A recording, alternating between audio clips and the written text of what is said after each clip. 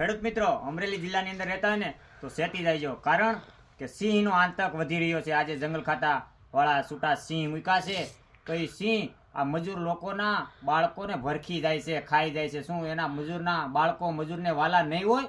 તમે શું આ સિંહને છૂટા મૂકો છો? અમારી ખેતી એક દિવસ તો નીચે જાય છે, કોઈ ખેત કરવા માગતું નથી। હવે અત્યારે આ મજૂર છે તો મજૂર પણ અમારા ખેતરમાં કામ કરવા માગતા નથી, કારણ કે આવા જ હિંસક પ્રાણીથી બીવાય છે, એટલા માટે ખેતરમાં નહીં આવે। શું આના મજૂરના બાળકોને મારી નાખશે તો તમે પૈસા આપશો? શું બાળક પરત આપી શકશો?